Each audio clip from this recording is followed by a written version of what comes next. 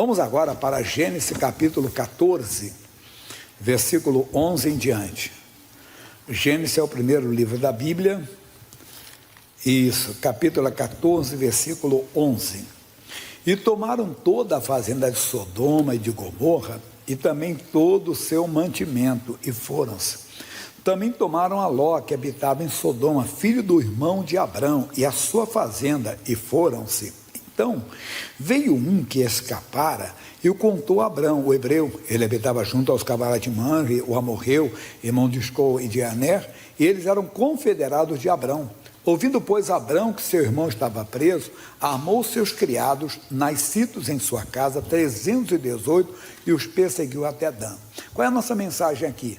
O Abraão guardou o seu coração. Porque pouco antes, se você ver, houve aqui pela Bíblia, houve uma discórdia entre os pastores do gado de Abrão e os pastores do gado de Ló. O Ló era um sobrinho de Abraão, não é como já estudamos semana passada, que ele não era um pobre coitado, né? Era um homem até de como possuía bens e tudo, mas ele tinha uma estima muito grande, o Abraão, por ele. E quando houve, entenda bem, a saída que Deus disse, sai da tua terra, da tua parentela, para a terra que eu te mostrarei. Ele levou consigo, entenda bem, o Ló, e que Deus não tinha mandado, mas ele levou. Houve uma discórdia entre os pastores do gado de Abrão e os pastores do gado de Ló. O Abrão, sendo um homem muito pacificador, olha, não haja contento entre mim e ti, porque somos irmãos. Se você for para a direita, eu vou para a esquerda. Se você for para a esquerda, eu vou para a direita. A Bíblia mostra no capítulo 13, versículo 10, e levantou Ló os seus olhos e viu toda a campina do Jordão, que era toda bem regada, antes do Senhor ter destruído Sodoma e Gomorra. E era como o jardim do Senhor, como a terra do Egito quando se entra em Zoar. Então, aparentemente, ele escolheu a melhor parte. Ele poderia, então, Abraão agora dizer, ele escolheu a melhor parte, ele não repreendeu os pastores dele. Não. O Abraão fez uma coisa que nós temos que fazer. Lá em Provérbios 4, 23, diz assim, sobre tudo que se deve guardar, guarda o teu coração, porque dele procedem as saídas da vida. Então Abraão mostrou que ele não guardou mágoa no seu coração, não guardou revolta no seu coração, não guardou ressentimento. E às vezes nós guardamos, porque é alguém da nossa família, porque os problemas de fora são mais rápidos de serem resolvidos ou esquecidos, mas os de casa são mais difíceis, né? Porque nós convivemos com a pessoa, ou então ouvimos falar dela, ou sempre vamos lembrar dela. Então, às vezes, nós guardamos coisas. É da família do marido, que a senhora guarda, é da família da esposa, que o senhor guarda, do filho, da filha, que é o genro, a nora, do irmão, da irmã, que é o cunhado, a cunhada. Eu contei um caso que eu li, eu achei um testemunho muito lindo, porque é bonito. Hoje, por exemplo, o missionário esteve lá em Madureira. Teve casos bonitos lá, de pessoas largando bengala, andando. Eu estive segunda-feira em Guarulhos à noite, quantas pessoas também largaram bengala, tem sido bonito. Mas esse milagre que eu vou contar agora, é um milagre de comportamento, quer dizer, de ação cristã.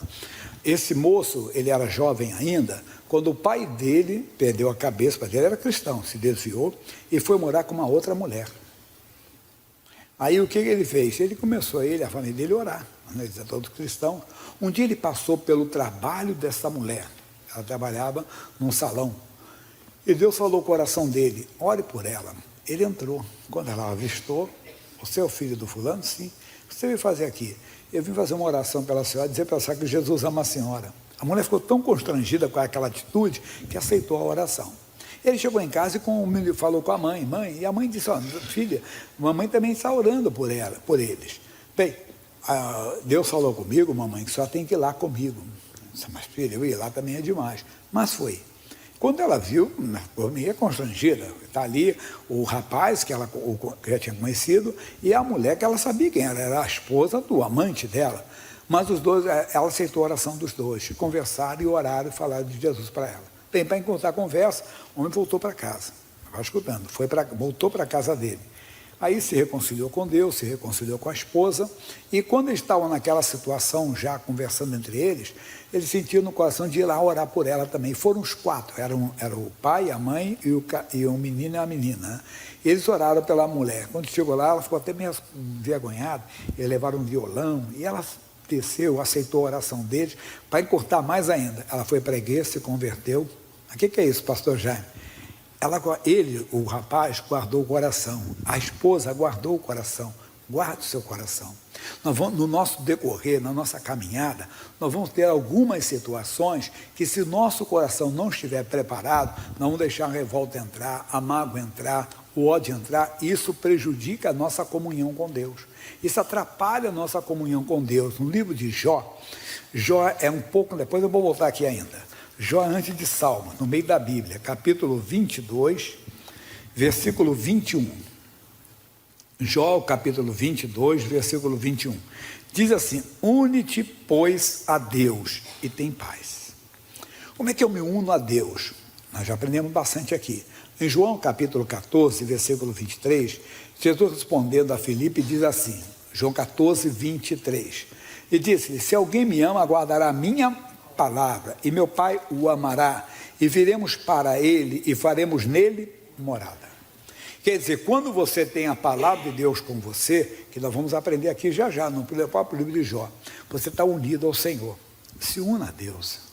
Porque quando vier essas lutas, quando surgirem essas adversidades, você não vai perder a paz. Entende? Quando eu citei lá atrás, quando surgir alguém que te magoou, te fez precisar de ajuda, você vai ajudar, porque você guardou o coração. Imagina o testemunho desse rapaz quando chegou lá no salão daquela mulher. Quando a esposa do homem com quem ela vivia, ele poderia ter passado por lá com um amigo, sabe, até fazer uma linguagem religiosa. Sabe quem é essa mulher aqui? Essa mulher que está nesse salão aqui é uma sem vergonha. É uma filha do diabo, né? Essa mulher destruiu o casamento dos meus pais. O meu pai vive com ela. Não, irmão. Para com isso, guarda o seu coração. Nós não podemos ter essas coisas que o mundo tem. Porque quando você age como esse rapaz agiu, como essa mulher agiu, você dá um tapa na cara do diabo. O que o diabo quer? Que você seja ficar com muita raiva. Entende? O diabo não aparece de chifre, com garfo na mão, não. Mas ele faz você lembrar daquela pessoa, da maldade que ela fez. Para quê? Para ver você irado, para ver você cheio de raiva. Porque aí ele conquistou você também. Mas se você dá um tapa na cara dele, quando? Quando você cumpre o que a Bíblia diz. Jesus não falou em Mateus 5,44, estão lembrados? Vamos lá? Eu, porém, vos digo, amai a vossos inimigos. Bendizei os que vos maldizem, fazei bem os que vos odeiam, e orai pelos que vos maltratam e vos perseguem. Foi o que ele fez. Fazendo assim, ele agiu como um verdadeiro filho de Deus. É dessa maneira que nós temos que fazer. Aí ele fala no versículo 45, ele diz assim, para quê? Para que sejais filho do vosso Pai que está nos céus. Quer dizer, para você ser filho de Deus, você tem que ter esse comportamento, porque, como eu falei, coisa linda, ver o paralítico andar, o cego enxergar, o surdo ouvir, o mudo falar, mas muito mais quando as pessoas começam a notar que nós agimos como filhos de Deus.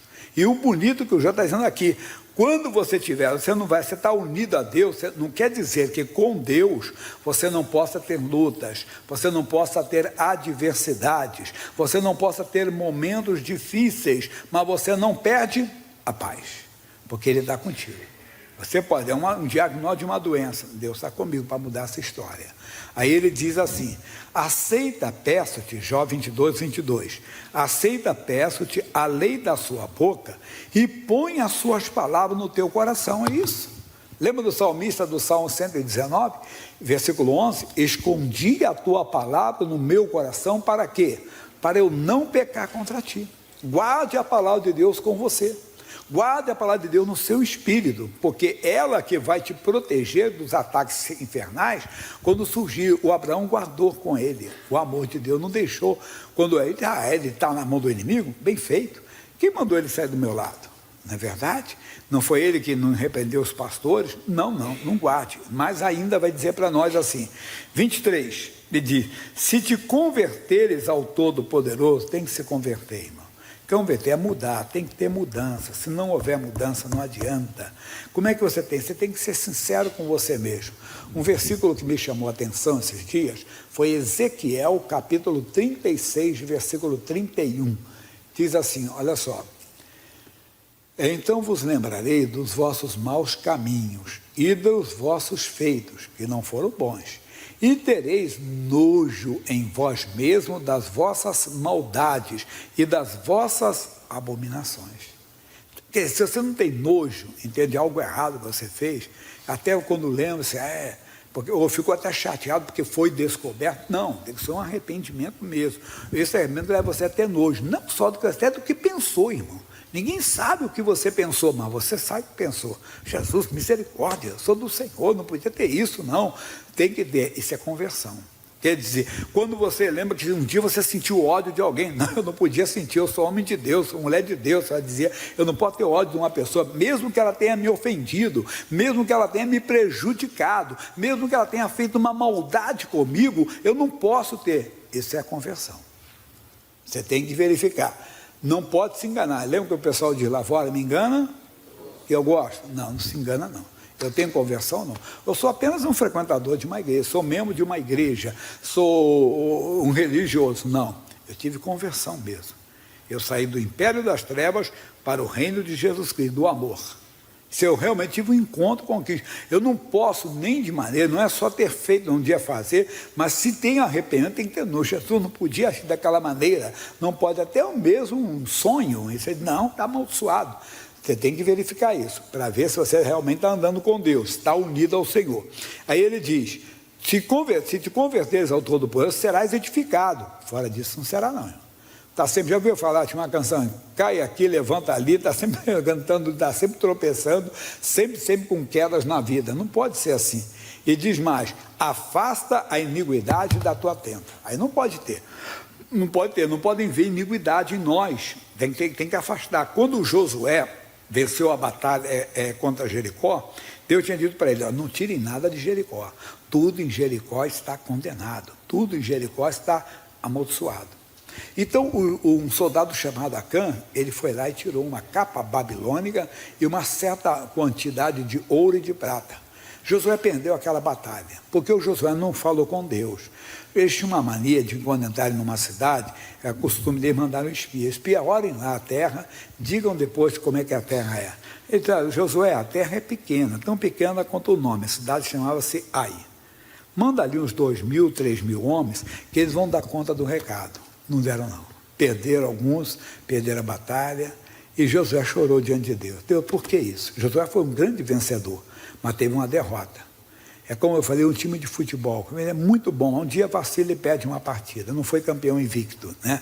Perdeu algumas partidas de bobeira, perdeu. E às vezes Deus até permite você perder alguma coisa na vida, para ver se você acorda, esperta que você não está no caminho.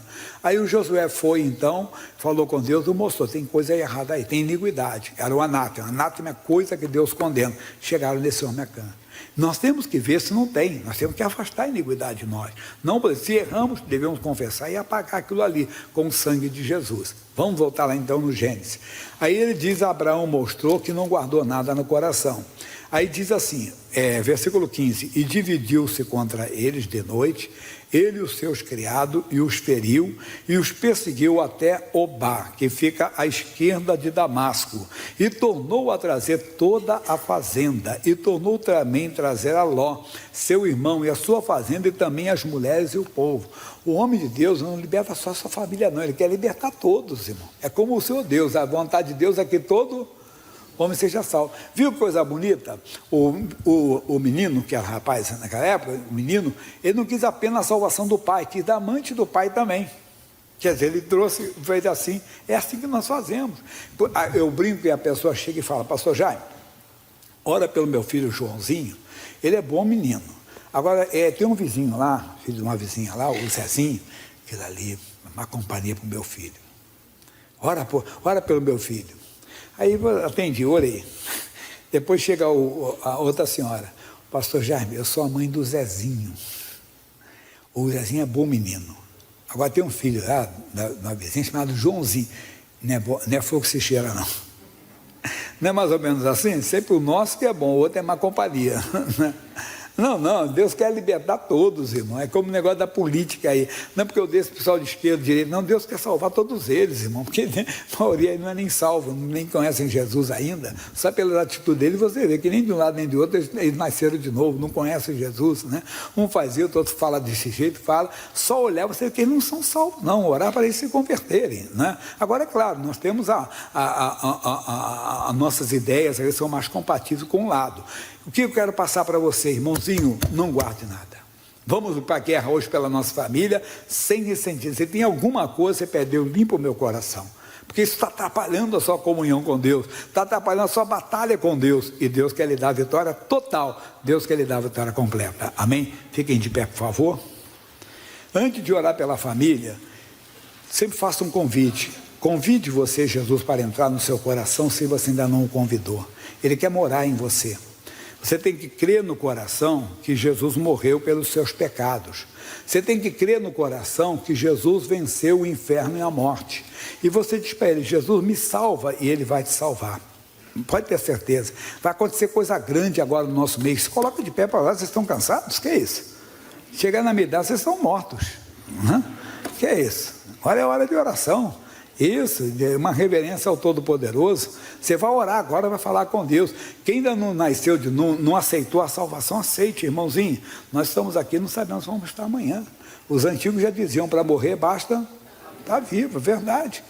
Um dia desse eu fiz 20 anos, agora, por exemplo, dia 30, eu vou fazer uma festa aqui à noite, dia 30 de abril. Vai completar 35 anos que eu fui consagrado ao ministério. Consagração. Quando for em outubro, dia 3 de outubro, vai completar 40 anos que eu dirigi a primeira igreja. Parece que foi ontem, 40 anos. Parece que foi ontem. Por isso que um dia desse eu tinha 20, já estou caminhando para 70. Né? Daqui a pouco você chega lá também, outros já passaram, verdade? Mas o que eu estou falando? E a eternidade, onde você vai passar? Eu vou passar lá na Vila Formosa, na quarta parada. Não, ali vai ser o corpo, irmão. Eu quero saber onde vai o seu espírito. Há um homem na cruz, Jesus disse: hoje estarás comigo aonde? Paraíso.